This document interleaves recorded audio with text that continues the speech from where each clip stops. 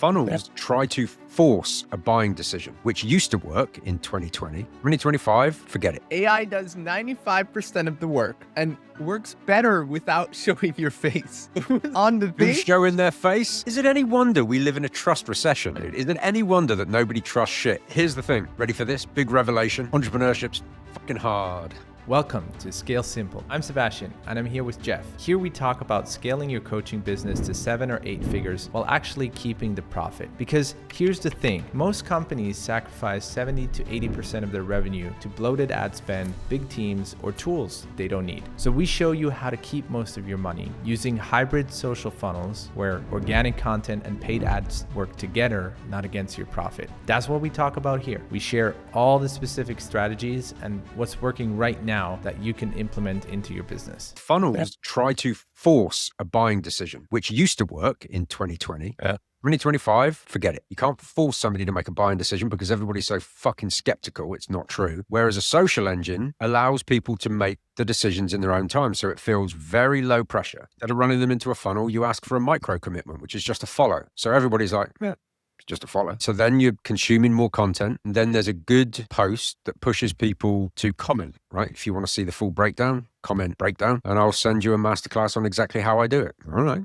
Comment. So that boosts engagement, which pushes the algorithm, tells the algorithm to push you to more people. But also now you're able to send people through into the social VSL on your YouTube channel, where hopefully you've got more videos so they can go and now they're interested, right? So they can go and watch testimonials. But the biggest difference from a mindset perspective is now they're doing it on their time and their terms, not yours. Plus, we're also building the email list because as people come into the comments and they comment and you have a DM with them, you've got an automation into whether that's ManyChat or GHL or whatever. So you're building your list without an opt-in page. So that feels much lower friction too. yeah, do you think email still works in 2025? 100%. Yeah. When it's done right. Yeah.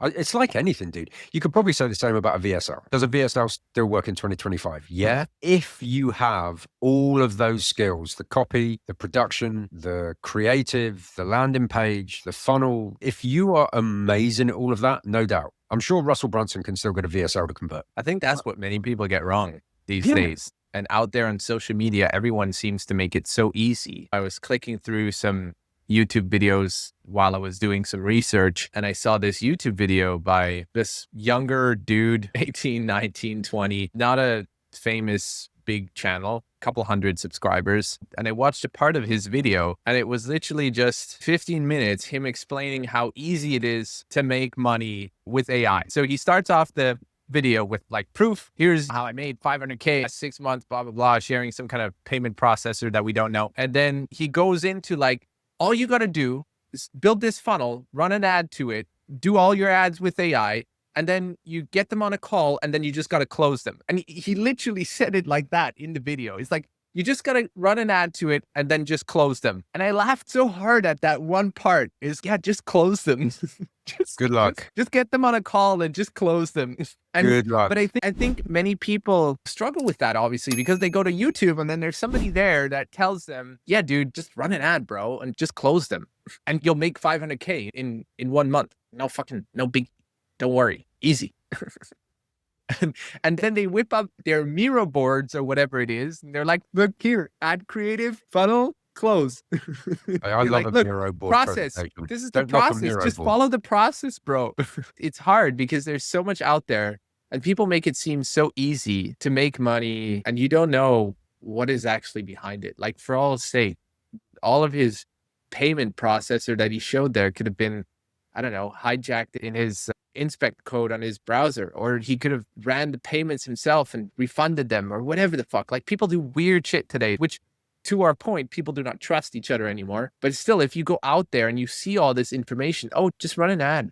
Just go get AI to do a video for you and run an ad. And by the way, just to finish off that example that I shared, that this dude on YouTube, he was advocating for this entire delivery model to sell this to your clients. So basically sign on a client, like a local business, go create ads with AI for them, and then run those, get leads, obviously, which works really well when you run a bunch of AI ads, right? Because you don't want the business owner to do too much work. So you do it all for them. You just run ads with AI, right? ChatGPT, you get some HeyGen model to do some kind of UGC ads with AI. They get a bunch of leads.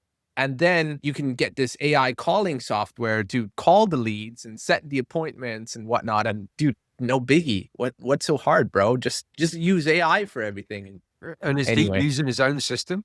Supposedly. Yeah, well, the YouTube video was not done with AI, so I guess he needed to do that manually and record his fucking face for that. If the system works so well that you can take cold prospects with AI and turn them into high-ticket clients, why not just do your YouTube video with AI? I wonder why he didn't. Maybe because AI doesn't fucking work. I saw an ad by Iman Ghazi today that I screenshotted. Look. Watch me build a 300 and something per day business using zero expertise. Holy shit. And then go on. No experience needed. AI does 95% of the work and works better without showing your face. On the thing. Who's showing their face? The Dude, guy it's AI. It's not AI. to show your face. Is it any wonder we live in a trust recession, dude? Is it any wonder that nobody trusts shit? Yeah, you don't need to show your face, but here's a landing page with my face on it. And it comes back down to this: don't do what they say to do. Do what they do. Copy what they're doing, not what they're telling you to do. Because what they're telling you to do is probably bullshit. What they're doing is working, which is the reason they're doing it. If it was easy to make that much money without showing your face or doing any work or fucking sitting on the beach, scratching your balls, and you could just make money, like, the world would be rich. Everybody would be rich. God, dude, it drives me insane. It's crazy.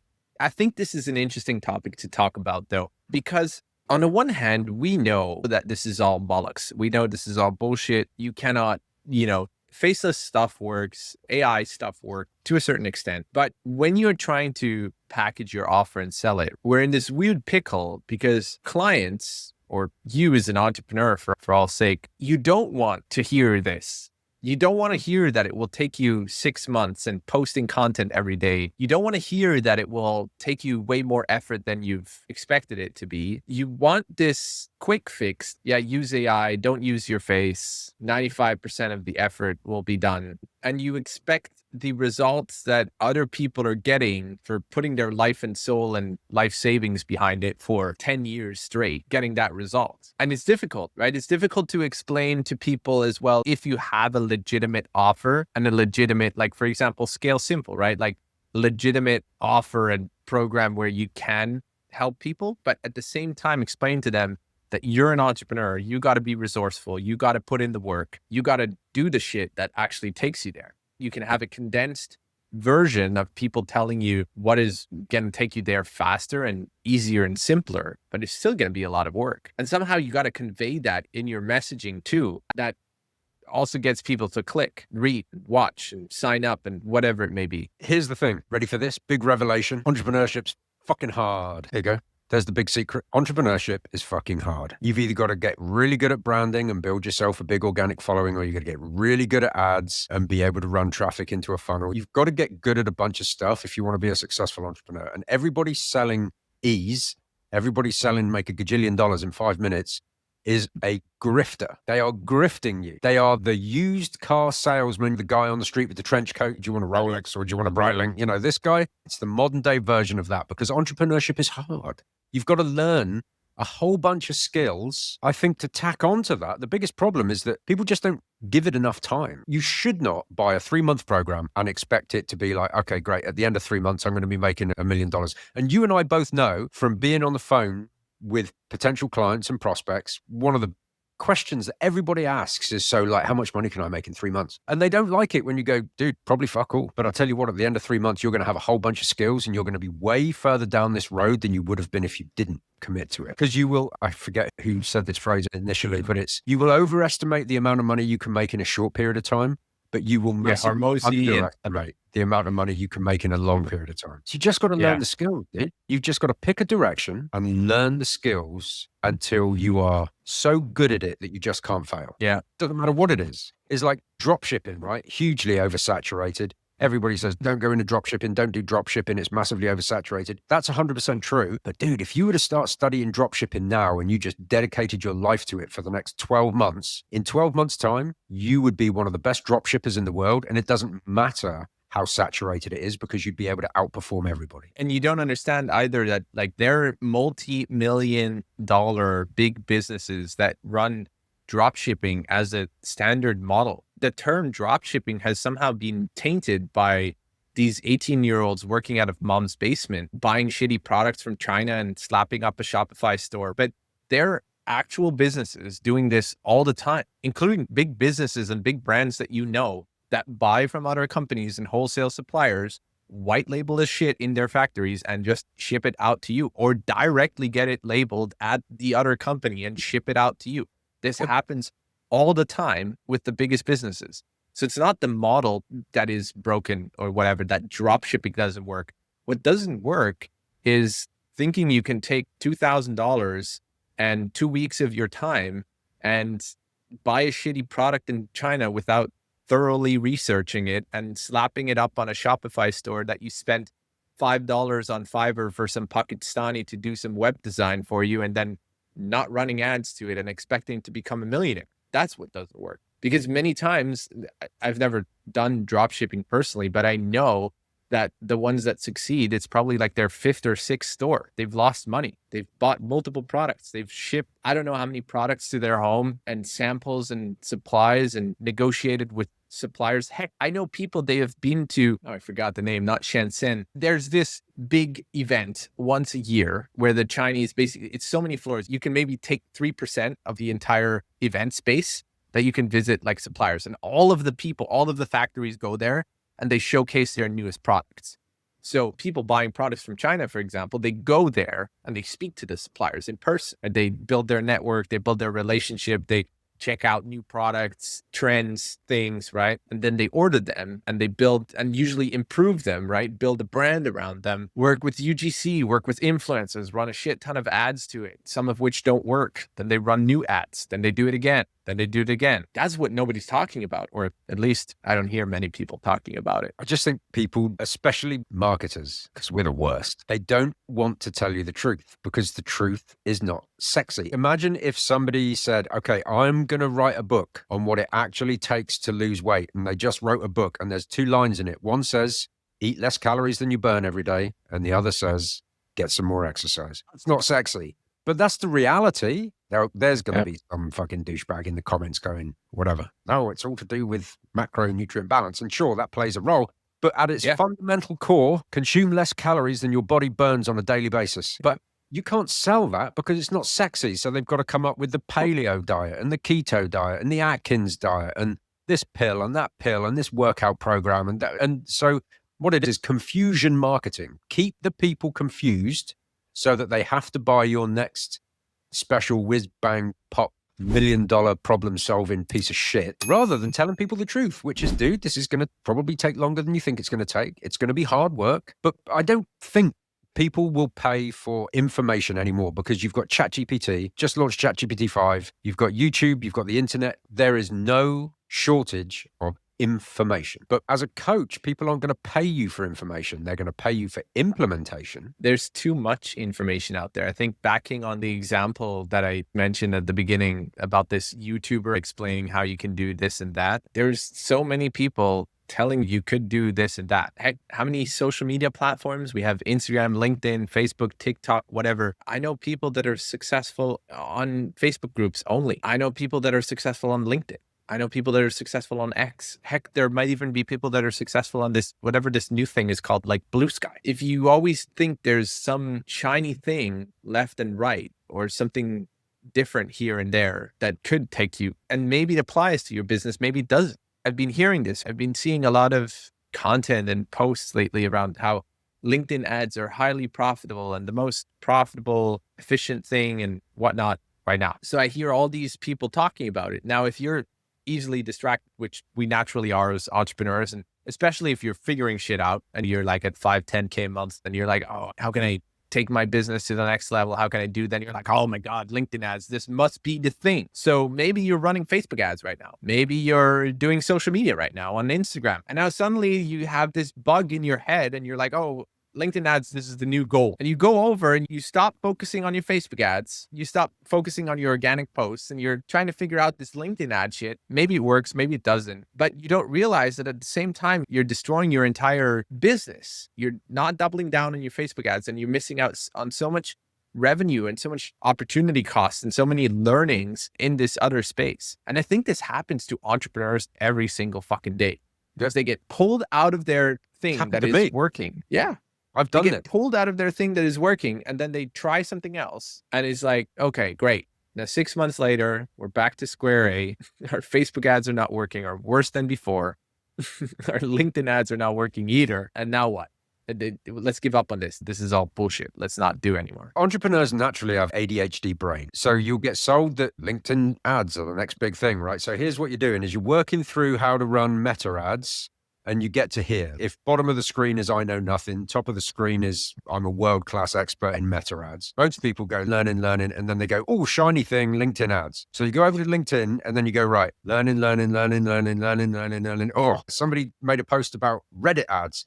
Okay, learning. And now you've got maybe 9 months of learning and you are decidedly mediocre at 3 different things. Versus if you just put all of your energy and all of your effort and all of your time into just continuing with meta ads, you could 3x how good you were at meta ads, which means you'd probably be making some decent cheddar as opposed to understanding 3 platforms badly. But I am of the belief that anything can be successful. People just don't double down on it. They don't become class at it. They don't give it long enough before switching to something else. 100%. I think we spoke about entrepreneurs and switching different business models and this and that. Many people don't understand that this applies very in-depth in your funnel when we're talking about marketing too. If you studied or you've been doing marketing or anything in this whole ecosystem for a while, you've probably heard that you want to run isolated tests. So you don't want to change your landing page copy, your ad copy at once, and your email sequence. It's the same thing. You want to double down on something and focus on something and get better at that. You don't want to just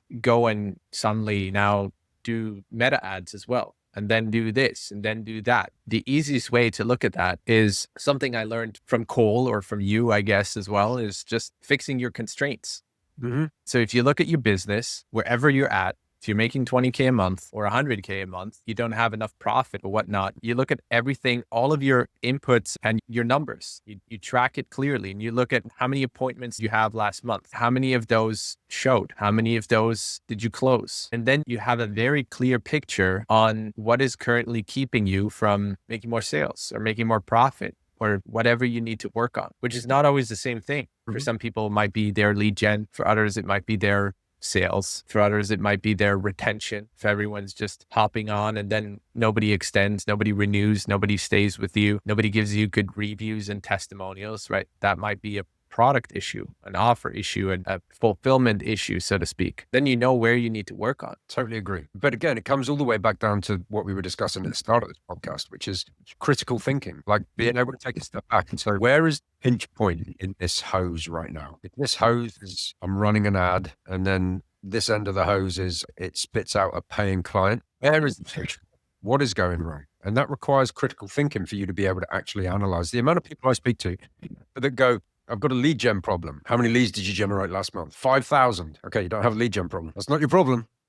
Ah, yeah, but they were all really shit. Okay, then you've got a creative problem. You've got a marketing problem. You've not got a lead gen problem. Or increased friction in your funnel. Yeah, exactly. But either way, you do not have a lead gen problem. That is not your issue.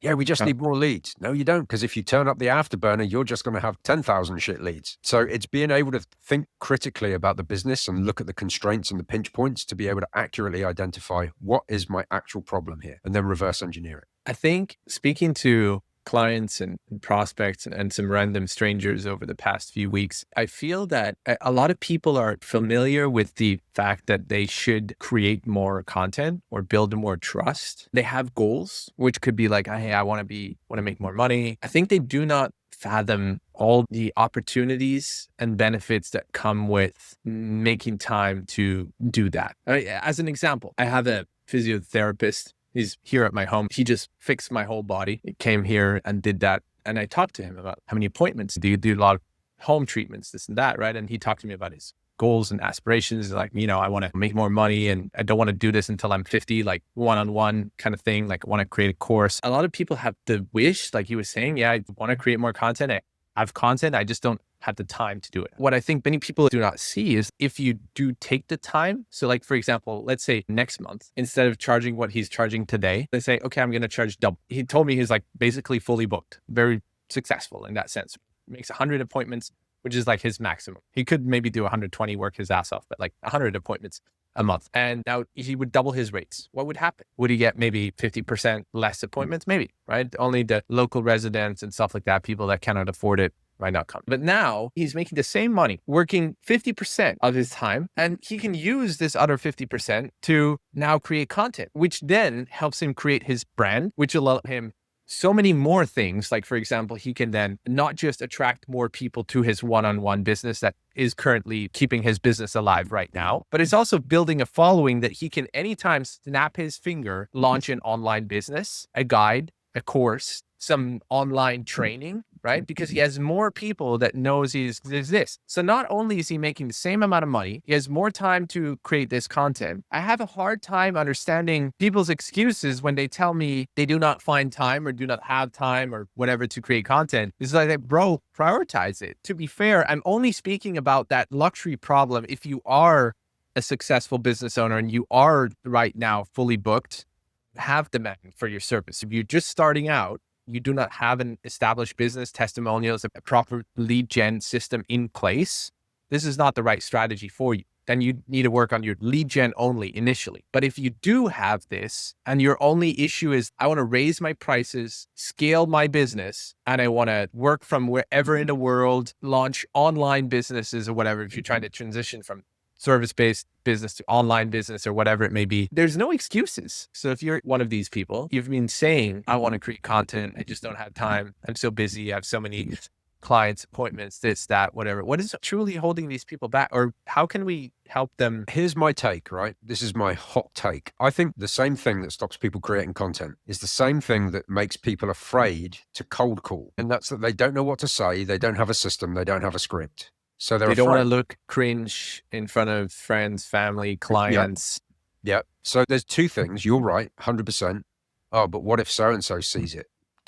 Fuck so-and-so. Still going to be a broke bum. And so are you if you act like so-and-so, right? So let's get out there and start creating content. So number one skill, stop giving a shit what other people think. Nobody above you in any shape or form or way, more successful than you, richer than you, whatever, will ever laugh about you trying. That's a fact. People above you always give you prop. The people below you are the ones that try to pull you back down because they don't like to see anybody clambering out of the hole. Do you know what I mean? So number one, stop giving a shit what everybody else thinks. Reconcile yourself with God and come back tomorrow.